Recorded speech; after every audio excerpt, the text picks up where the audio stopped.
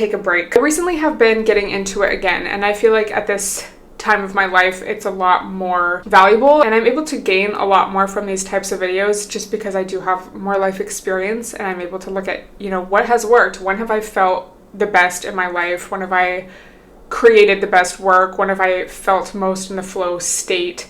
And it's so true that your best work and therefore your best life circumstances come when you are in that calm, aligned, optimistic mindset. And a daily manifestation practice or mindfulness practice or grounding practice can help so much with that. There's 2 books I'm currently reading that I want to share with you guys. This book is called The Law of Attraction, The Power of Thought to Manifest Your Best Life. It's a really short, quick little book. This is by William Walker Atkinson.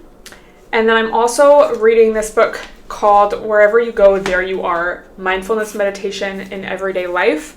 And this book is by Jon Kabat-Zinn, and this is really good as well. This book isn't specifically about the law of attraction, but more so in, again, mindfulness and meditation, and I think the two are very aligned. I was saying this in last week's episode, but you have to be very intentional with your time and how you're spending your energy. It's so easy to scroll mindlessly and to let negative energy, from the world, from maybe people in your everyday life, just from people you might have to interact with out in public. You have to be very intentional when it comes to what you can control in the sense of your daily habits, how much you're scrolling, if you're just kind of, subjecting yourself to brain rot a lot of the time, if you always have the news on in the background, if you're really caught up in celebrity drama or just like local Facebook drama, because there's already a lot of that out in the world. And the more you can be intentional with protecting your own energy and kind of setting up the foundation of your mind to be that of peace and calm and mindfulness and just feeling good, then it's going to be that much easier to deal with that which you can't control, be it somebody else's mood. A stressful situation occurs that you can't really control, but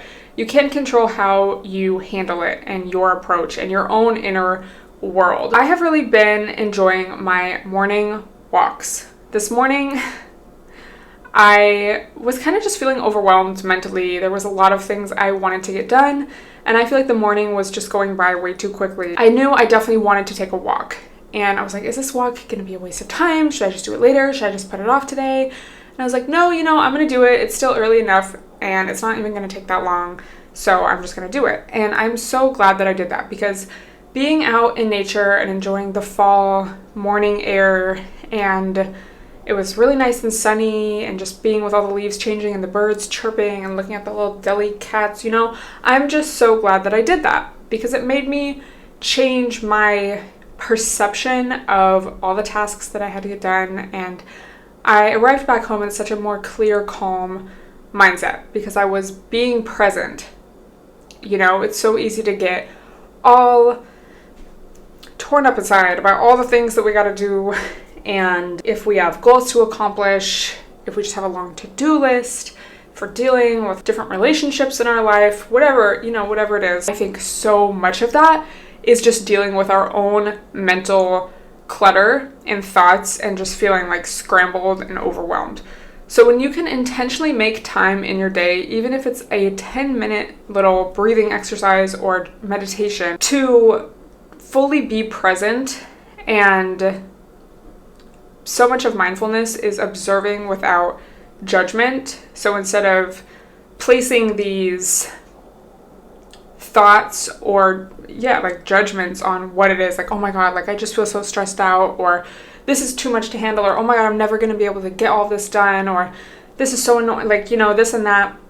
You just kind of take a step back and observe and just get really present in your body, with breath work. And I think being outside is such a great way to just jumpstart this, because so much of nature is just already is, it's not rushing, it's not really being overwhelmed. And because we are organisms, we're going to feel better when we're around other organisms rather than just in a, man-made house with our electronics. It's necessary, grateful for shelter, but when we're able to be outside and just feel like some nice sunlight and like look at the trees and listen to the birds, it really is going to make us feel better.